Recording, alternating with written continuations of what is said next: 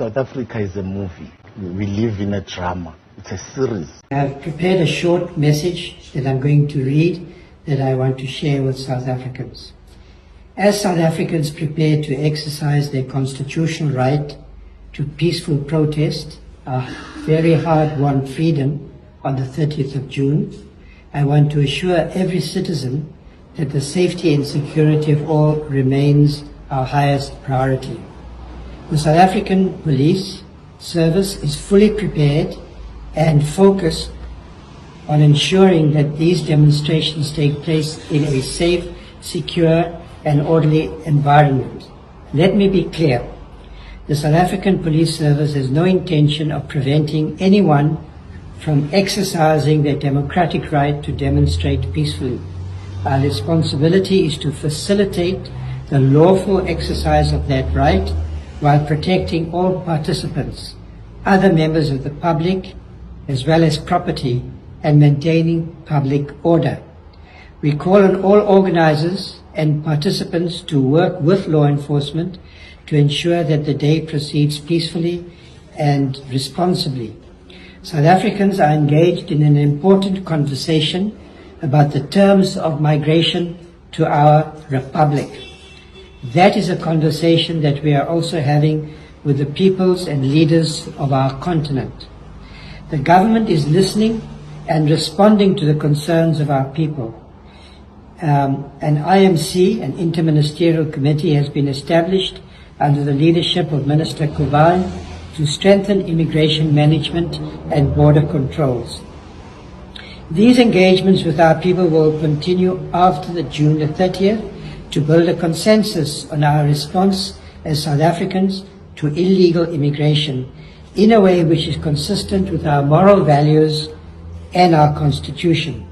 The South African Police Service will continue to maintain vigilance after the June the 30th date.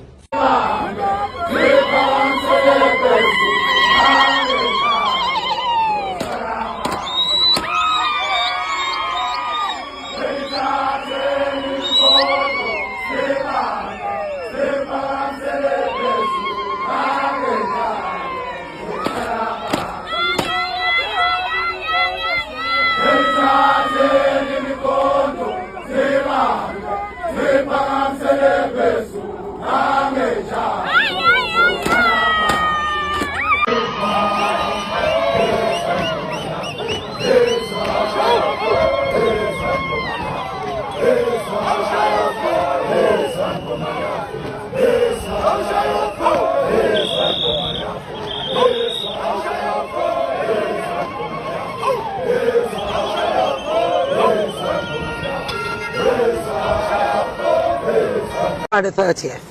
Yes. What's the plan for the 30th of June? What should we be expecting?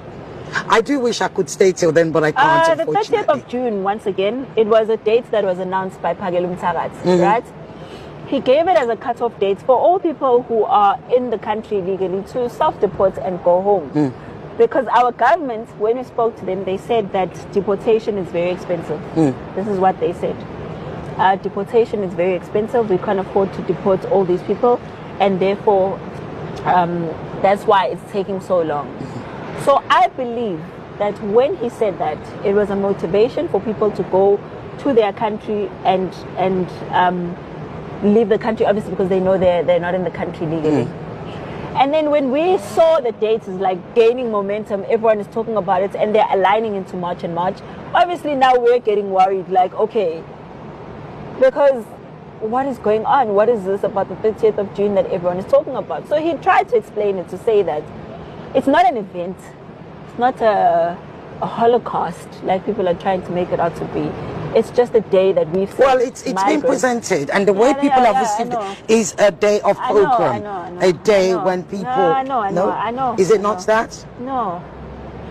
It's just going to be a date. As much and much, like I said. We saw the dates is getting out of hand because people have expectations that some of them are going to go out there and do crazy business. Absolutely. Right?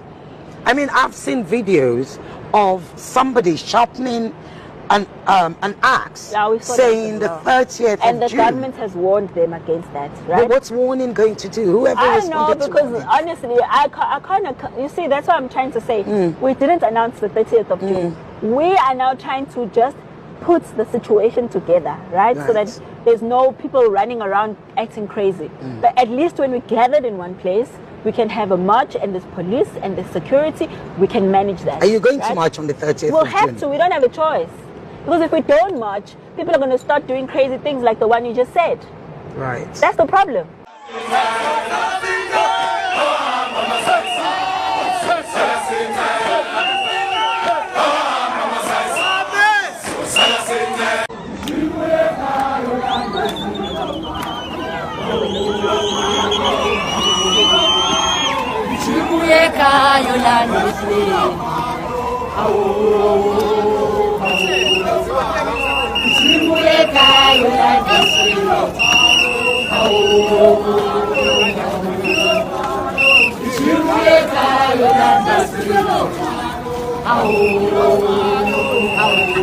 Au